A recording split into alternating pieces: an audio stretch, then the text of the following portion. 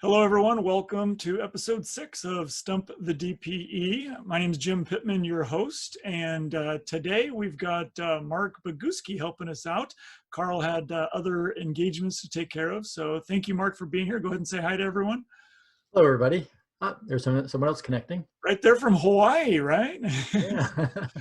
Mark's actually in Kansas, but appreciate you helping us field the questions today. Sonia just jumped on. Hi, Sonia. Morning. Good to see you. Go ahead and just make sure you're muted out there to watch any background noise. We're going to give our host, Mark, the opportunity to ask his first question. So if you want to go ahead, Mark. Yeah, sure, Jim. So I was wondering, as a airline pilot, do you guys brief instrument approaches in a different way than, call it a beginning instrument student would brief? Great question. So the quick answer is it's very similar to the way that I teach approaches to be briefed. And if anyone's curious about that, one thing I'll remember to do in the description is share a little acronym called an in-range check. Some airlines call it that, some don't. But years ago, we came up with something called WARNBIC, WARNBIC. Russ, he should have it memorized. Drilled it into him. Anyway, briefing is one of the items on there. So I'll share my link to WARNBIC, and it outlines what should be briefed on an instrument approach. And it's very similar to what our SOP at my airline uses. And it's basically the whole idea of briefing an approach in a single pilot environment is really to get the important stuff loaded in your memory and make sure that any potential gotchas are planned through before they become a gotcha, and basically just have it fresh and ready to go. In a crew environment, there's the added need and requirement that we're both on the same page. And in our training department, we call that having the same or a shared mental model. And anytime you're in a multi-crew environment, it's important for the entire crew to have a shared mental model of what's going to happen, when it's going to happen, how it's going to happen. And of course, in the airline crew environment, we have the pilot flying and the pilot monitoring.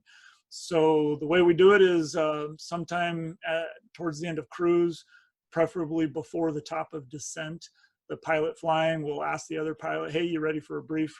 And it's after we do a different acronym or memory aid than the WARNBIC, but it's very similar in that you get the weather first. And once you have the weather at your destination and, get things set up in what we call the box or the FMS, for a GA pilot would be set up the GPS. One that I've heard from a local flight school is they say, build it, brief it. And I like that, build it first and then brief it. That way, when you're briefing it, you can make sure that what you've got in the box is correct as a double check. So all of that's actually very similar. A lot of the flight schools these days purposely teach and have standard operating procedures that emulate what most airlines do. And nowadays, I think most airlines are very similar. We have different memory aids or different acronyms, but the overall procedures are very similar. And so a lot of the big flight schools that have standard operating procedures work hard to emulate those. Good question, but it's definitely important to brief whether you're single pilot or in a crew environment. The reasons are a little bit different, but still just as important. So something else I think maybe it'd be good to talk about is other procedures or things that we do in the airline world that can have some value in a single pilot or a GA world. Hopefully you guys all saw the checklist video I put out recently, the importance or some tips on doing checklists. Obviously, checklists are important whether you're multi-crew or single pilot, but having good checklist discipline is definitely important at the airlines. It's a natural human tendency for any of us when we fly the same airplane. Especially imagine, most airline pilots, the regional flying that I do on a typical day is anywhere from, 4 to 6 legs in one day where you're doing all the checklists 4 to 6 times.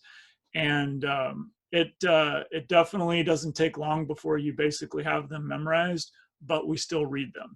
There's flows that are done by memory, but we still read the checklist. Obviously having that kind of discipline is a choice, something we we have to remember to do.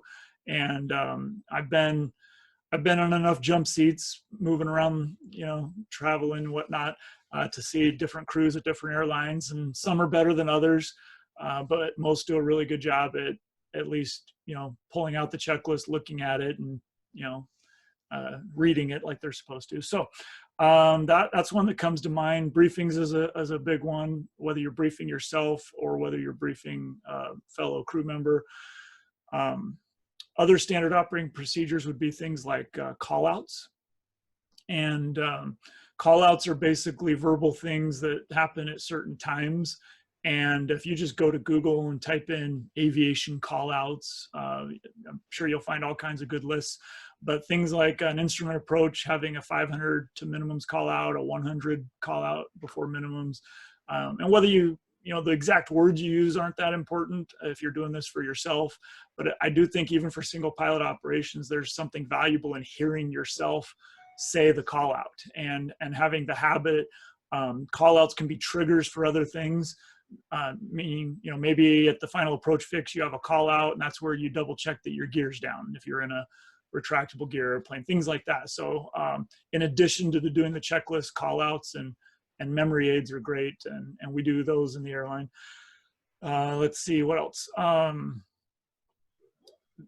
Kind of going along with checklists is having memorized flows. I'm a big proponent in using flow checks in a Cessna. It works really nice to either start on the left where the key is and come over and down like a sideways L shape, down all the way to the fuel selector, and then just things like seat belts. Or you can do it reverse and start with your seat and seat belts, go down to the fuel selector, and then come straight up and then over to the left. In any of the single engine Cessnas, those either direction doesn't really matter. Depending on the checklist, there might be some benefit in starting one place or the other, but it takes a matter of a few seconds to do a quick flow check to get everything set. And including up to the instruments is a good way to do it too. So and then to pick up the checklist, and I like what Jason Miller emphasizes of holding your checklist up so it's in your scan. That's definitely important when you're single pilot, especially. So in the airline world, the pilot flying focuses on flying the airplane, and the pilot not flying does the checklist. So it's nice to have a division of responsibilities like that.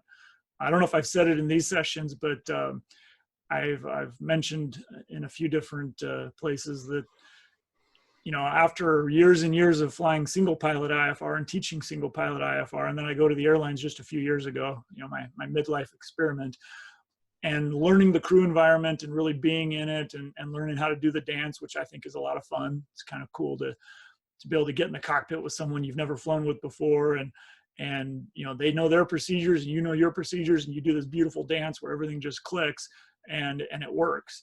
It's kind of a fun part of it. But after doing all that, the realization that I remember having early in my training at the airline is that it honestly amazes me that single pilot IFR is legal. And I know that might be kind of crazy to say, but when you look at the reason the airlines are so safe, a big part of that is because we have the multi-crew environment, because we have the procedures and techniques also, but it's really, most of it's written into procedures that are approved by the FAA. Those procedures are designed to catch errors before they become mistakes, before they become hazards. And the more you can take that mindset and that mentality into a single pilot environment, the better. And Jason Miller, again, he's go look at his stuff, the finer points. Just search, Jason Miller, single pilot. I bet you'll come up with all kinds of good stuff, both on YouTube and his podcast. He does a good job talking about the concept, really philosophy of understanding as a single pilot in a single pilot environment, I need procedures to replace the pilot that's not there. So because I'm not in a multi-crew environment, I need to have better checklist discipline and better memory aids and better flows and better call outs and triggers, and all these different things we're talking about need to be consistent and professional as a way to replace the other pilot that's not there to catch my errors. And I think that's just a great mindset to have overall, and take it and customize it to whatever you're doing in the single pilot world. And, you know, anything you do is going to be better than nothing. So there you go. A little bit of a soapbox for you, but all things that I'm passionate about. So anything related to that, Mark, you want to talk about? Well, just to add on to your comment, I'm work with a Delta pilot on a ground school, and I was really surprised. He's got a nice Saratoga, really nicely outquipped, but he says, I don't even like flying single pilot IFR. It's a lot of work. He's Really just so used to airline. Yep. Yep. And, you know, a good autopilot can be a very substantial, you know, substitute for that other pilot, give you a chance. I mean, obviously you still got to keep your scan going even when the autopilot's on, but it can, you know, give you that little bit of help to at least relax your muscles for, you know, minutes at a time and or longer. But yeah, so it's, you know, to clarify, I'm not saying single pilot IFR is always dangerous. I'm just telling you that coming from the airline mentality, it's a lot more work and takes a lot more preparation to make sure every minute of every flight is safe, because you're the only one there as a single pilot. So yeah. Cool. Well, Mark, thanks again for helping watch the chat. Anyone got any questions they want to? Yeah, Russ has got a question. All right, buddy Russ, go for it. Good morning, Mr. Pittman. How are you today? Good. How are you? Good. Well, first of all, I always thought you were just brilliant just because it just came to you naturally. But recently seeing your instructor, Jed, I don't know if that's something that you're able to share here or not, but I was pretty impressed with Jed's acumen of aviation. So, oh boy, we're in trouble now. All right, well, now we have to explain for anyone watching this. Russ is referring to a Facebook post of a Halloween costume about 18 years ago, and yeah, Jed, quite the character. He was popular that day. You could tell that guy had some knowledge. Actually, my question, it gives you an opportunity to go into a little bit of education and training on lost comms specifically. Okay. My question is referring to VFR lost comms, but this would be a good time for you to go over lost comm procedures in IFR. Obviously, that's what I'm trying to study up on right now. But so the question leads to, or starts with, you're in the pattern at a very busy GA airport, Class Delta airport, and you're on your downwind, and tower tells you they're going to call your base. Very busy airport. They said they're going to call you base, and you acknowledge that they're calling the base, and right when you think they're about to call your base, you lose all comms. In fact, not only losing all comms, but you lose electrical power. So what would be the procedure right then? I can tell you what I did afterwards, but I'm curious what your procedure is. When did this happen? You haven't told me this story yet. Was this recent? About a week and a half ago. So right now I'm in the process of getting a new battery put in today. So wow. Interesting. All right. So thank you for the real life scenario.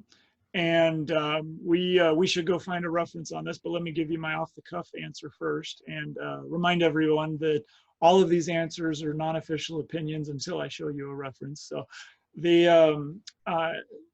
so I'm guessing you're at Deer Valley, is the busy airport you're referring to. And for anyone watching, DVT, Delta Victor Tango, is one of the busiest airports in the world by number of takeoffs and landings. So fun place to have this, but you're in Phoenix, so I know you're VMC. And there you are on downwind in a Mooney, so you're not going slow. And suddenly, so no warning that you noticed, it just all of a sudden everything just went blank, huh? I should have had a warning. I didn't pay attention to it. That's where a second crew member would have helped. The alternator light was on, and the alternator failure light was on, and I didn't notice it. Interesting. I'm just curious before I give my answer, did you notice that the radios were getting crackly before everything just totally died? No, it was extremely busy day, and there was trouble working my way in. I just came across the Sky Harbor transition, and you know, I was glad to be able to get into the position. I didn't even pay attention if it was crackling. I didn't pay attention to it. Yeah. So my answer off the cuff would be to climb 500 feet above pattern. Maybe well, maybe 700 feet, because at Deer Valley we have multi-engine pattern 500 feet above, so you got to watch out for those guys. But there's a lot fewer multi-engine airplanes in the pattern at any given time.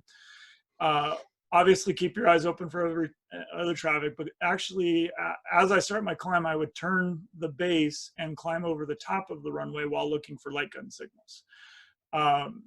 What's probably going to happen in the tower, just knowing those guys and how they work, is they're going to spend several radio calls trying to reach you where you're not replying back. They're going to sound frustrated first, and then they're going to realize within a few seconds, oh, maybe there's a problem. And then they're going to pull out their light gun from, you know, under the cabinet up in the tower cab and start giving you some light gun signals. So obviously knowing your light gun signals would be important. Off the top of my head, let's go ahead and make it an educational scenario. Let's say they give you alternating red and green. That means exercise extreme caution. Like, okay, yeah, I'm on that. There's a lot of airplanes here, so got it. And then maybe they give you a steady red, which is give way and continue circling. Mark, let me know if I get any of these wrong off the top of my head. Okay. So red means you're not cleared to land, but continue circling. What that means is stay above the pattern, but fly the ground track, the rectangular ground track of the pattern. And of course, the reason we climbed a little bit is to get above anyone that we may have accidentally cut off. And then hopefully by the time we get on downwind, they've made some space for us by having the other airplanes do full stops or extend downwind or whatever. And what we're looking for is that steady green, cleared to land, the runway's yours. Obviously keep your eyes open, try to avoid cutting anyone off, fly a normal size pattern, land, get off the runway. If you can still see the tower from where you're sitting, turn around, look for the light gun signals for cleared to taxi, which would be flashing green on the ground, and taxi and shut down. And then I'd call the tower, because they're going to have just a daily report. They have a log that they write down anything unusual that happens. So save them the trouble of looking up your tel number and finding your phone number. Just give the tower a call, let them know what happened. That'll be the end of it. No harm, no foul. So, hey, John made it. How you doing, John? Good to see you. Like your background there. Nice.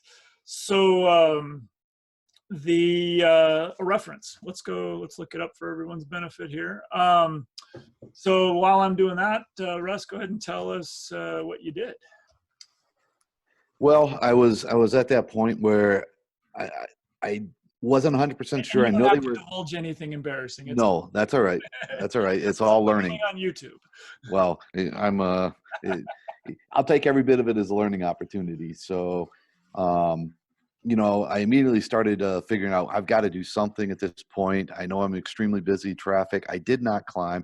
The first thing I was thinking, okay, I'm gonna fly. I'm gonna go out of the pattern. I'm gonna just head out of the pattern. They're gonna realize I obviously left the pattern for a reason. And if nothing else, if I couldn't get it to restart, I was going to just go to a non-towered airport and land, watching very closely for traffic, and then I'd call from there and explain the situation. I did not end up having to do that.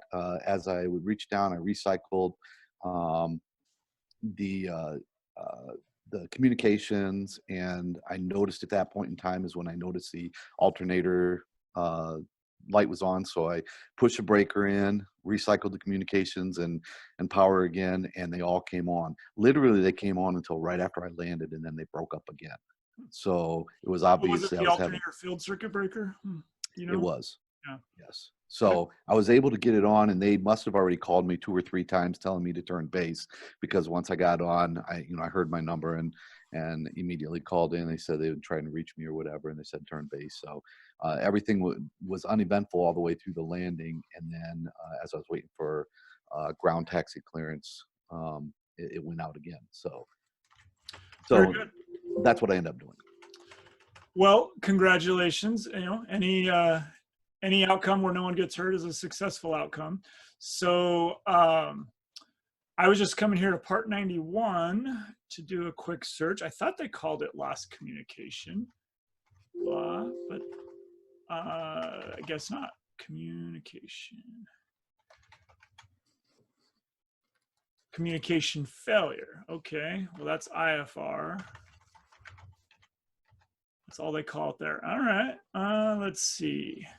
Might have to go to our friend Google, Because I don't remember that. I thought there was a separate section for VFR lost communication, but let's see what we can find here.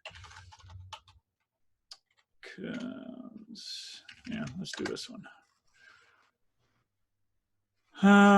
Bold method, there's usually a good place to start. Oh, it's probably in the aim, that's why. Yep. Okay. How about 4-3-13 in the aim? There you go, Mark's on it. So this is just faraim.org, semi-official. I don't know, I'd like to think that they're using the real stuff, but 4-3 you said? Well, it's light, yeah, it's light gun signals. Transmit, you know what, I don't know if this is gonna work, but yeah, I'm not familiar with their format here. So I'm gonna show you the aim that I like to use, but first let me look at this real quick. So this is bold method, not official FAA, but they usually do a good job about checking their sources and referring you to official sources. So this was one that I was gonna mention. So Russ, again, good job. 2020 hindsight, obviously, you know, we can all be Monday morning, you know, quarterbacks and figure out what you could have done, what you should have done. But that's what's great about talking about it here in this group is we can all learn together. So do you have one of those fancy headsets that's Bluetooth to your phone? Go ahead and unmute and tell us. No, I don't. I'm sorry.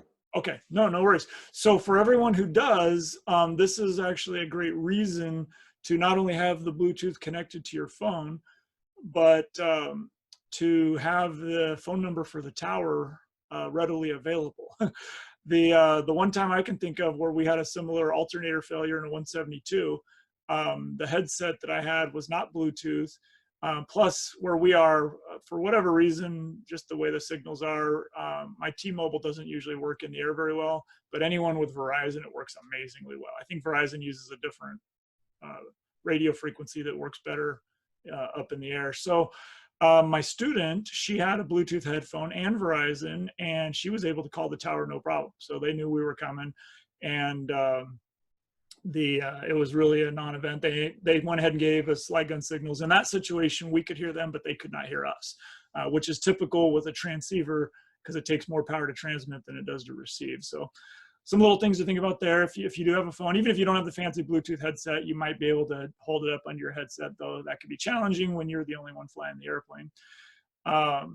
Turning the lights on if they weren't already on. Usually the way we fly at Deer Valley is we've got everything on, but during the day, maybe we didn't have the nav lights on. Would that help? I don't know, but it doesn't hurt to go ahead and turn everything on.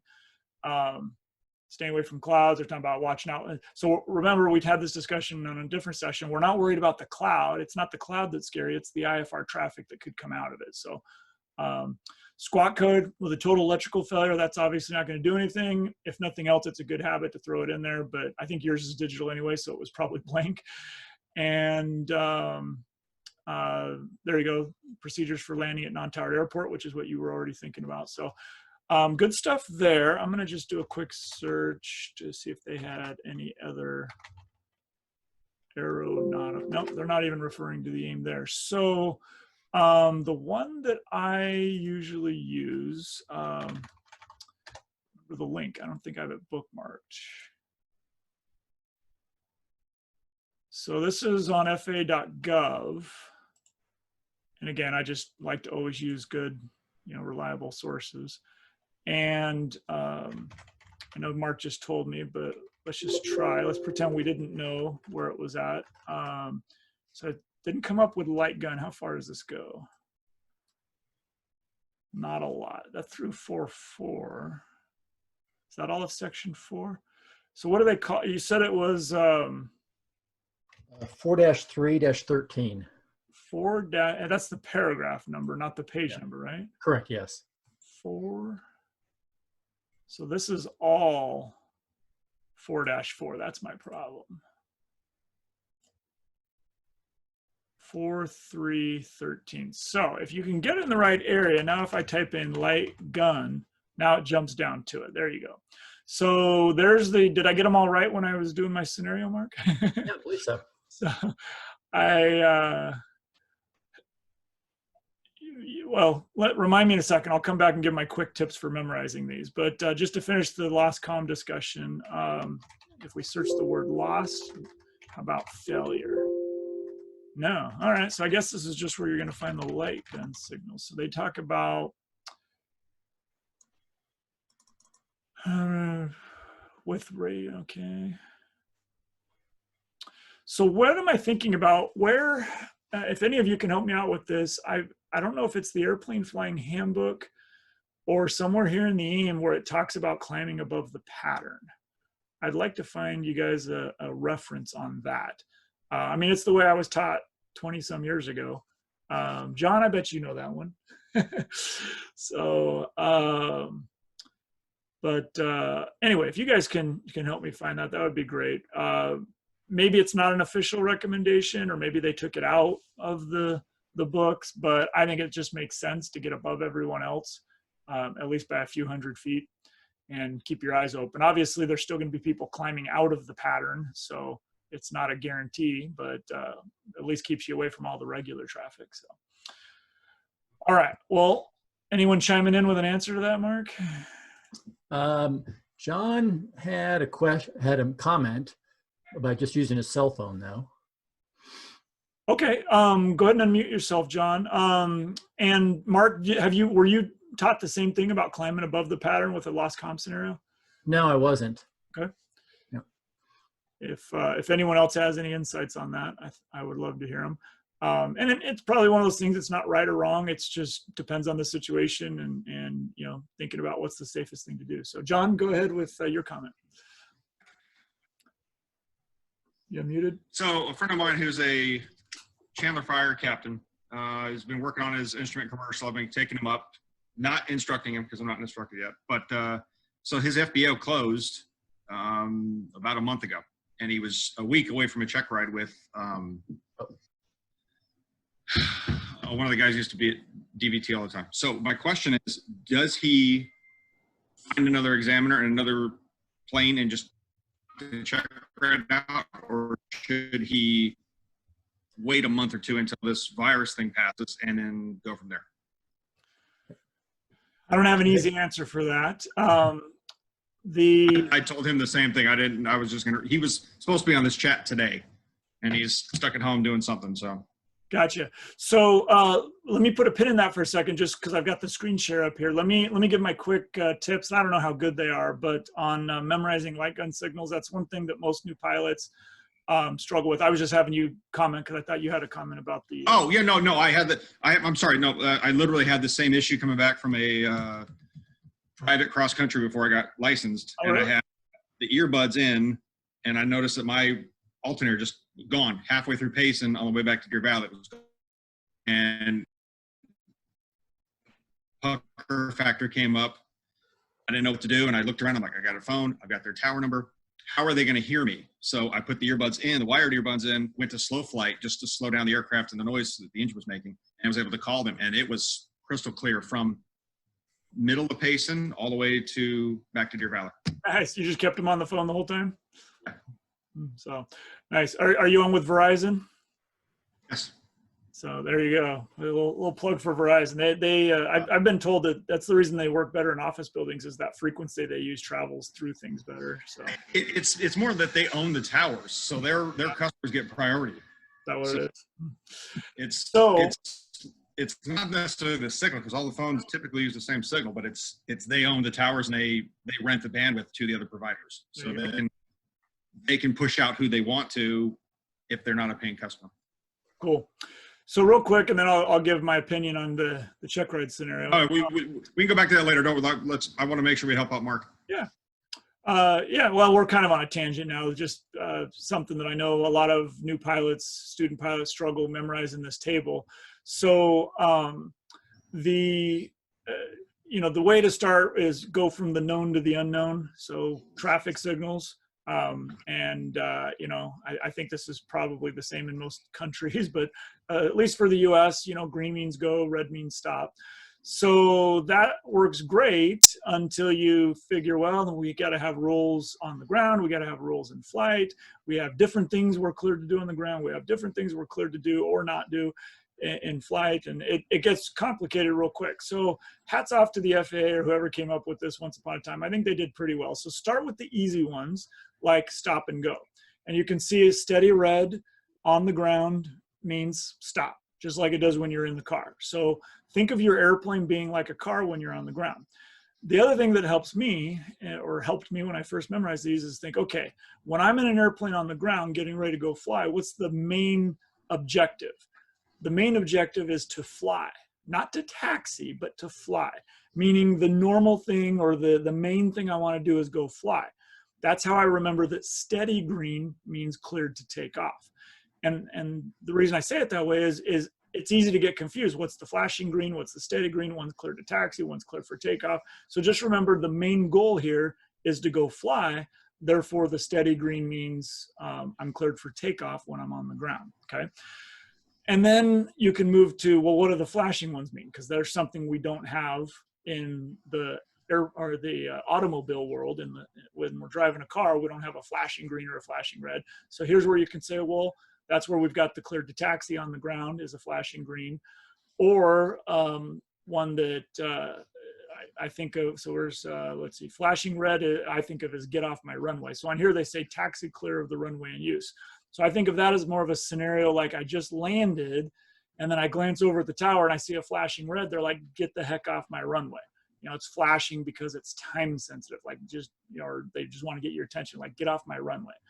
So I don't know how much that helps, but again, if you think of it as a little story, you imagine it happening, I think it makes it easier to remember. So let's see, which ones did I miss? In the air, my main objective is to land, so steady green cleared to land. Flashing green in the air, I always kind of chuckle at that one because I think of a rear view mirror. Because if you look at flashing green in the air, it's return for landing. Well, that means I'm departing the airport and they're saying, come back, we want you. Flashing green. So I would have to have a rear view mirror or be turned around backwards looking at the tower to ever see a flashing green, but okay, there you go. Again, just make it silly, make a little story. And then, you know, to be followed by steady green. Well, yeah, after, you know, they're saying, come back, we want you. So after they see you turn around, they should give you a steady green, you're cleared to land. The flashing red, I think of that one as like, go away, we don't want you at all when you're in the air. So, and then going back to our first one of stop, well, what's the equivalent of stopping when you're airborne? We can't actually stop. We're not in a helicopter. We can't just hover in place. So the equivalent of stopping or a steady red in flight is that we need to continue circling while giving way to any other airplanes. So where's that on here? So steady red, give way to other aircraft, continue circling, which again is the equivalent of stopping. So, and then alternating red and green is the same in flight and on the ground, exercise extreme caution. And then I think the only one we missed would be the white one. Is that on here? There you go, flashing white, return to starting point, and not applicable in the air. So that's basically you were trying to taxi out and you get in a flashing white, it just means like, go back where you started. Like apparently your radios aren't working, we don't want you. So just go back where you started. So did I hit them all, Mark? Yep. And then, well, you know what, yeah, I've got this iPad on. Usually I share my other iPad. Let me just check here. I'm gonna see if this works real easy. And nope, not gonna work today. That's strange. It's saying I need to install that same plugin. That's what locked me up on that first episode. So I'm not going to do it. I'll just tell you, any of you that use ForeFlight, a lot of people don't realize when you go to the catalog. So, well, let me start at the beginning. So in ForeFlight, go to Documents, and then the top left, go to Catalog. And on the left side, there's, they call them drives down in the bottom left of the catalog. Go to the ForeFlight catalog. And there is one called Light Gun Signals. And that's a nice little ForeFlight version of the same table. I think it's a little easier to read than the one we were looking at on my screen. So that's in the ForeFlight catalog. All right, so back to John's question. Basically, you're saying your friend had a check ride scheduled, the DP canceled, and now he's ready for a check ride, doesn't want to get rusty. What should he do? Is that what, did I hear that right? Correct. And the FBO closed. So he's got to find a plane now as well. Yeah, just to add insult to injury. Yeah, So just to scratch that scab a little bit more. It's yeah. So the I want to be careful what I say here, because this has become a bit of a heated discussion, or at least polarized, where there's people on both sides. And right before we started the session today, I was just reading something that came in the AOPA Flight School newsletter, and basically talking about the fact that, well, what the author was talking about, I think it was Ian was writing about the difference between should and could. You know, just because you can do something doesn't mean you should do it. And talking about flight school staying open. And I know there's conspiracy theories and all kinds of things about how serious is this? You know, is this just political? Is this being hyped up by, you know, the left and the right and whatever? I will tell you my opinion. I took the voluntary leave of absence from my airline for the month of April, and now I just got approved for May as well. So I'm on leave of absence from my airline for April and May. And at first I thought, well, great, there's a lot of people that need check rides. This opens up my schedule. I'm really not worried about getting sick. I'm very healthy. Unless they come up with a vaccine for this thing, my understanding is, hey, you know, we all got to get it eventually. So what's the big deal? And so I had about a week there where my plan was, hey, let's go do check rides. And actually, George is on with us today. He was my last check ride. When I got up that morning, that was right at the beginning of April. I was full steam ahead. I had a full schedule. And this is a long answer to your question, but just giving you my opinion. Did George's check ride. He did a great job, passed. And I got home that afternoon and started checking emails. And between something I read online and a couple videos that my adult son found, I had a complete paradigm shift. And basically in a 3 or 4 hour period of doing research and trying to, you know, I'm not the kind of person that I really care what other people think of me. At the same time, I am, as a flight instructor and a DPE, I am a leader in the aviation community, and I need to be mindful of the example I'm setting for others. So that's kind of what got me thinking, you know, and something else, advice that I received as a teenager that has been a guide, a road marker, what's the sign, a signpost, guide for me throughout my life is one of my mentors taught me. He says, Jim, in everything you do, always focus on being part of the solution, not part of the problem. And that is something that has been a guiding light for me my whole life. So I was thinking about that. I think about all these things, doing all this research. And based on the information I found from trusted sources, I decided this isn't just about me getting sick or not sick. It's that, you know, my wife does have asthma. She's been better the last few years, but I don't want to be the guy that brings something home. And heaven forbid, even if it doesn't kill her, even if she just ends up in the hospital, the way things are right now, she'd be alone. We wouldn't be allowed to visit her. She'd be in the hospital suffering from this stupid virus, alone, you know, probably scared, not to mention the fact that it could kill her. And, you know, 2% doesn't sound like a lot for a mortality rate to some people, but I mean, that's 1 out of 50. You know, you don't have to look too far. It's still 2%. It's nuts. Yeah.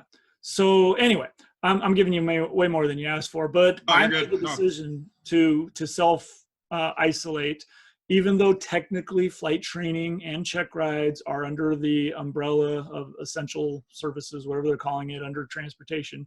And the people who are still flying today have every legal right to be flying. For me, it was a personal decision. One of the hardest decisions I've ever had to make. I actually canceled a check ride the very next day. Everyone's very understanding. You know, those of you that are out at the flight schools right now, it's looking like a war zone.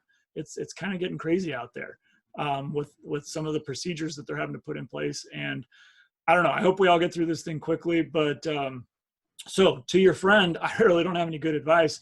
I'm afraid it's probably just going to be that he's going to have to wait, and it's going to cost him more time, more money to get fresh again. And you know, the few DP friends that I've kept in contact with that are doing check rides, they're busier than ever. They're scheduled way out. And, you know, back to that be part of the solution thing, one of the hardest parts for me is the question of be a solution for who? You know, if we're just talking about the virus, then I'm being a solution by staying home. If we're talking about helping people achieve their goals in aviation, I'm being a solution by going out and doing check rides. So it's not a right or wrong. I'm not judgmental towards anyone who's continuing to fly. I'm just telling you the personal decision that I came to. And this is a decision that every flight school owner and manager and flight instructor has to make for themselves. But it's a crazy time right now. And for me, when I step back and say, okay, you know, the big picture, I always like to say, you know, 100 years from now, which, you know, I'm a spiritual guy. I think I'll be the other side of things 100 years from now, looking back at my life. And 100 years from now, you know, I want to make sure when I look back on my life that I don't have any regrets. I think that's one of the worst things we can do, is to make choices that cause us to have regret. And the only things on, you know, when I did the cost benefit analysis of continue flying versus self-isolate, the only things really on the side of continue flying had to do with money. And not just the money I would make, but saving the customer's money. I'm all about customer service and helping the flight students to be efficient in their training. I'm passionate about those things. And it just kills me to hear about people like your friend that were right there at the check ride, and the people that I had to cancel myself. I don't know if those people, if those flight schools found other DPs. I don't know if those students got done last week or if they're still waiting. I can't dwell on that. But really, it's just about the money. It's about the money it's going to cost them. It's about the money that I lose. And I didn't want to make an ethical decision based on money. So if any of those thoughts help anyone else out there that's struggling with this, great. If not, at least now you know my opinion. So anything else you want to throw in on that, John? Hey, Jim. Yeah. That covered all of it. Cool. Hey, this is Jefferson. Jefferson, what's up, buddy? Hey, I had the same problem. I was supposed to do my check ride on the 6th of April. And honestly, to keep myself current, I'm just doing flight simulator at home, shooting approaches, tracking, holdings, and that's basically what I've been doing for the past week and a half. And I don't have anything scheduled yet. I'm here in Atlanta, but that's basically what I'm doing. Just flight simulator, to keep myself current, I guess. But it's working. Well, and there's a lot of people hurting in all different industries and walks of life. And you know, I don't know what the future is going to look like, but I think just, you know, having a positive attitude and doing what you can, that's about all we can do. So kind of a downer of a subject. Let's lighten it up a little bit. We got any more stumping questions there, Mark? Well, hey, Jim, I will add that I went back and checked. I didn't find anything in the airplane flying handbook on lost comm, but under the lost comm procedures in the pilot's handbook for aeronautical knowledge, it doesn't say anything about climbing above the pattern. Okay. Thank you for checking on that. I appreciate it.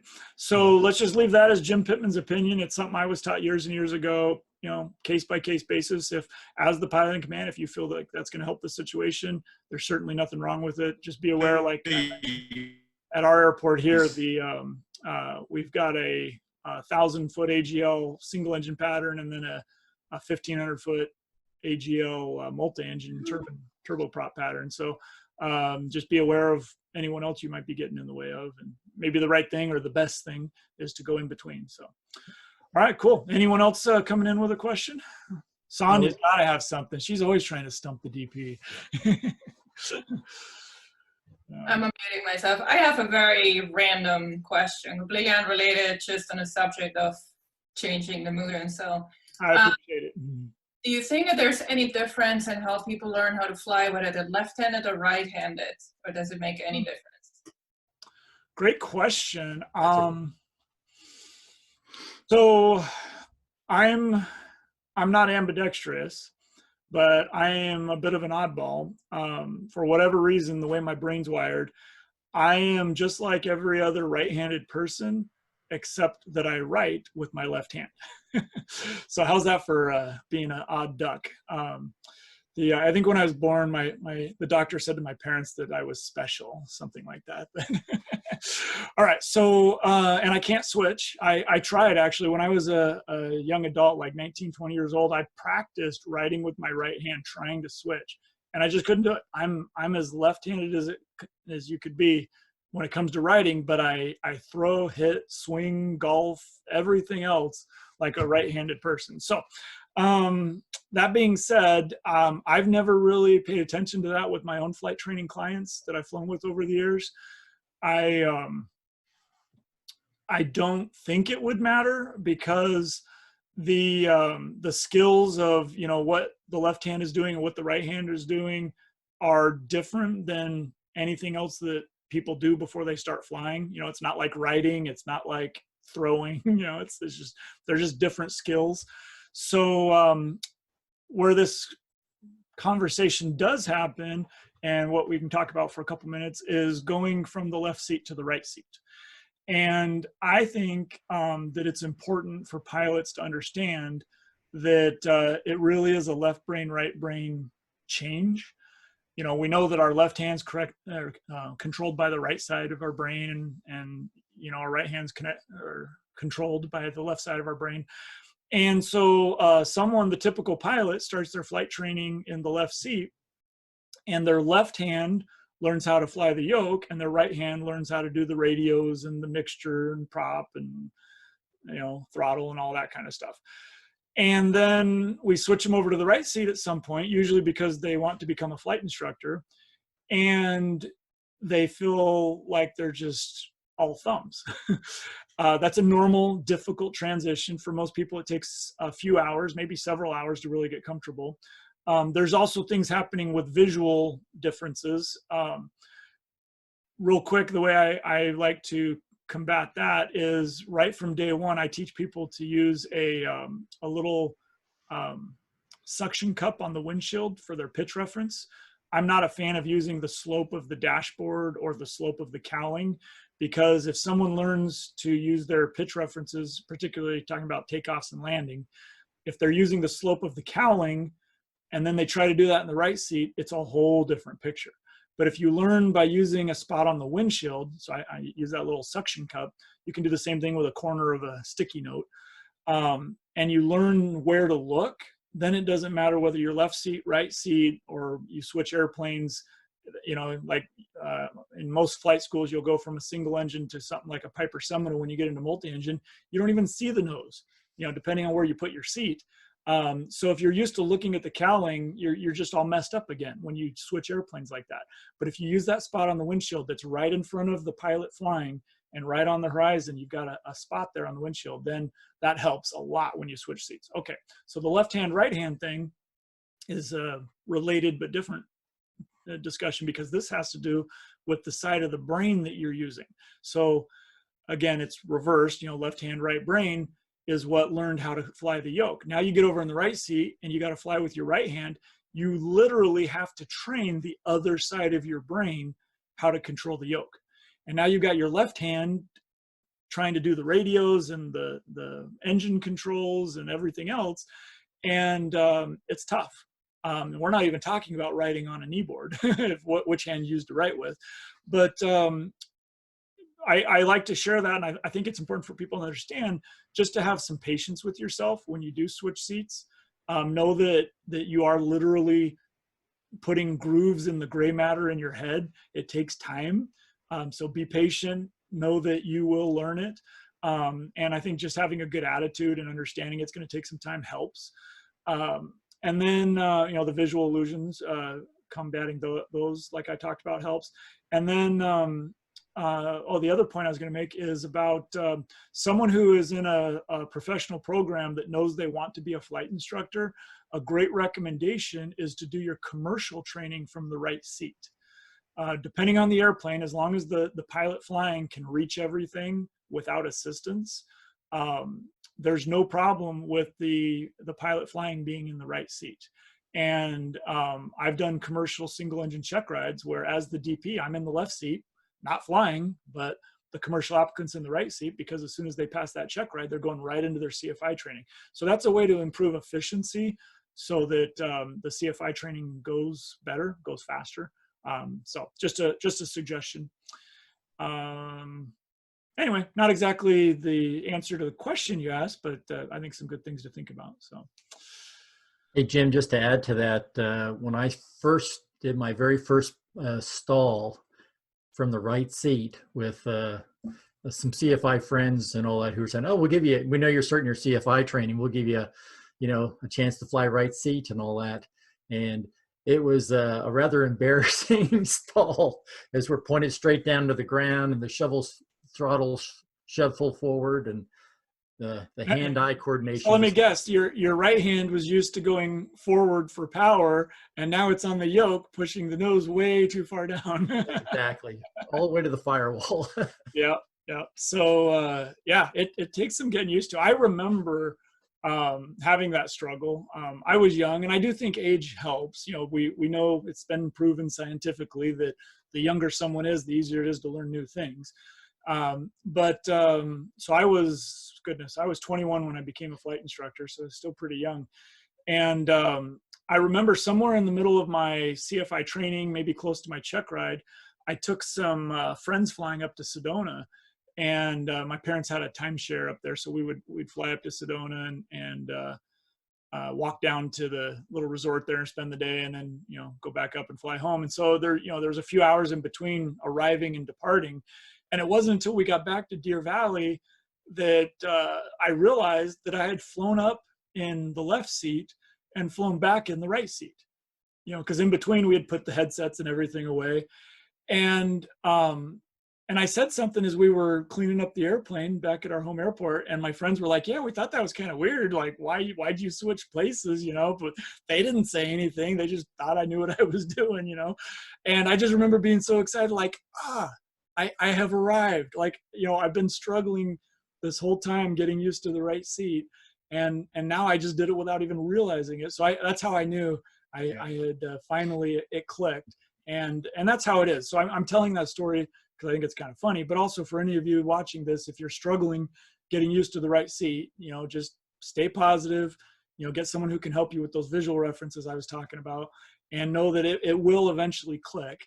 Just like when you learn to drive a car, or then maybe after that you learn to drive a stick or whatever, like at a certain point it just clicks and you'll be okay. And then forever after, it's no big deal.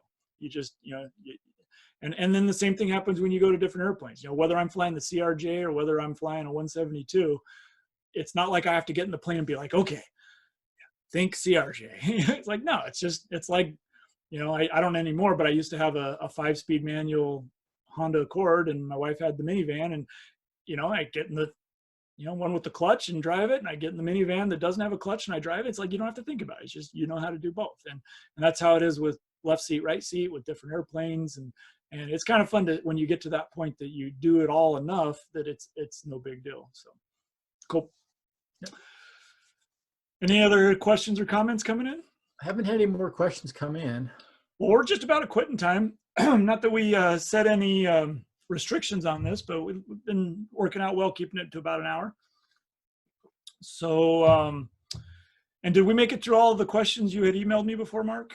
I guess it was just about the airline procedures. Yeah, about the airline procedures is the main one I had. Very good. All right, cool. So before we go, John, I want you to tell the story about that airplane in your background. It's a unique setup, and we'll give them a little free advertising. You there, John? Oh, did you hear me? Can you hear me? There you go. I don't know if, it might be an internet connection. Yeah, I'm having, Cox Communications is they're working in my neighborhood. So tell us real quick the story about that airplane behind you. Oh, his internet might not be good enough. Yeah. All right. Well, now I feel bad. So sorry, John, it's not working.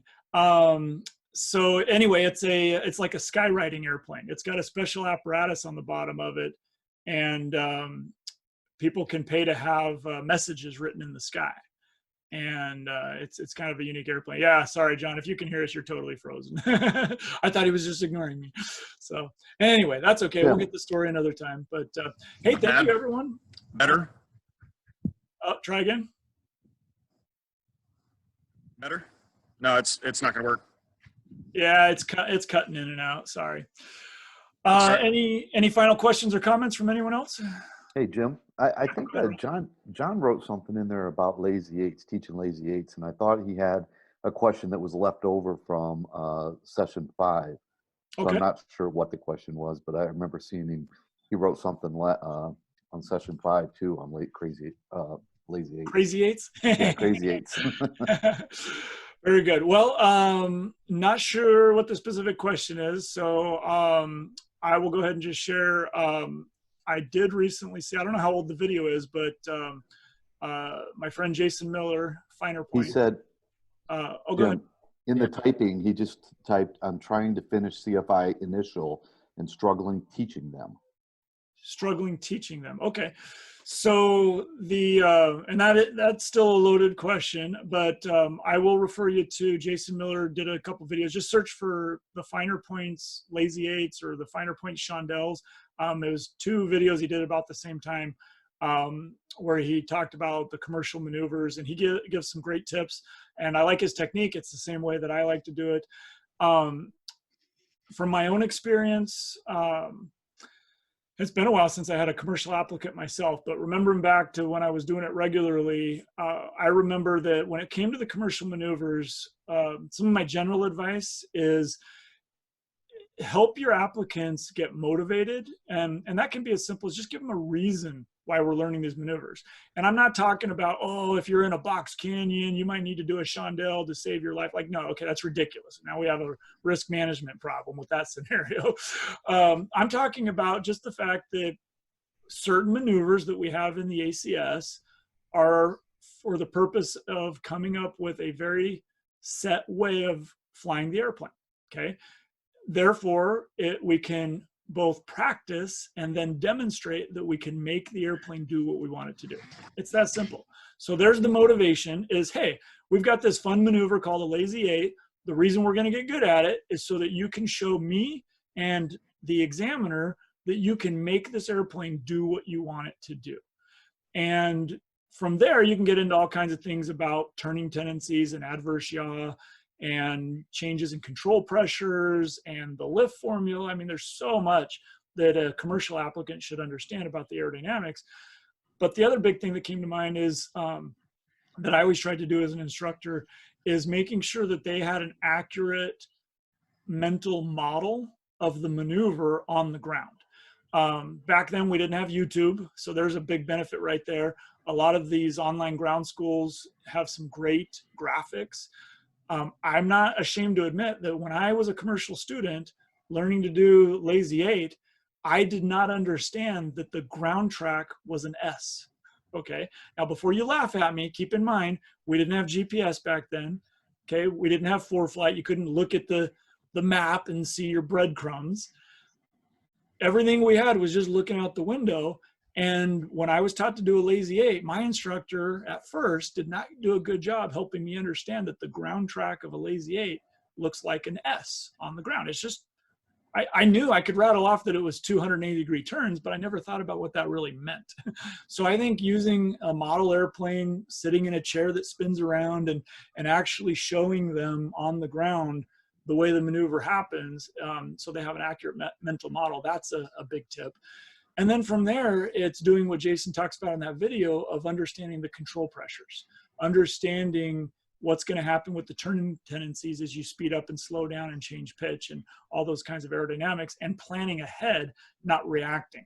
And examiners can tell if the applicant is reacting to what's happening with pitch and bank in a maneuver, especially the Lazy Eight, because it's such a slow, smooth maneuver, at least it should be. Hopefully it's a calm day when you're doing it. It's because it's kind of a pain when you're in turbulence, but on a nice calm day, it's a very slow.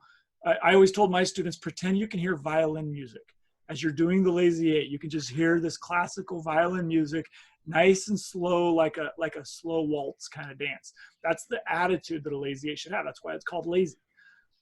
So just a few random thoughts. I don't know if John, if you could hear any of that, if that helps, give me a thumbs up. Hear me now?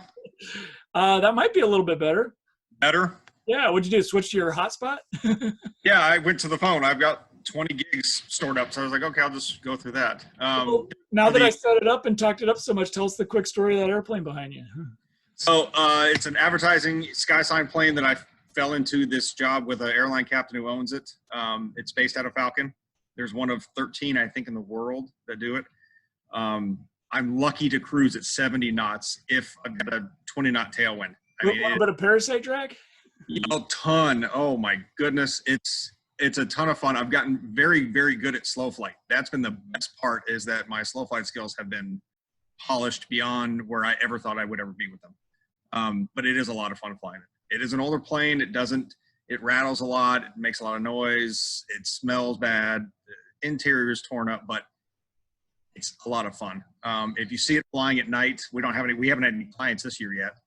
But we usually will go at night over football games and stadiums, and I can change what it says, change the color, change the frequency, change the speed of it, all from the aircraft. So it's a ton of fun. Nice. So for anyone that's not familiar, he mentioned Falcon Field. That's in the Phoenix area. So Phoenix, Arizona. Do you have a website that we can share? It is, I think, onsiteads.com. Yes, I'll type the description link or in the chat. Onsiteads.com. So On-site air ads, I think. On-site air ads. Okay. Let you find that. I can throw it down in the description as well. So cool. Well, we got plenty of coverage today. Thank you again, Mark, for filling in for Carl and helping to watch the chat box. And thank you all for being here live and give me a chance to get on my soapbox and do whatever it is I'm doing here. But it's fun to interact with you guys, and I appreciate you being here. And we'll talk to you next time. Take care. Thanks, Mark. Jim. Thank you. Appreciate it. Yep. You're Bye-bye. welcome. Talk to you later.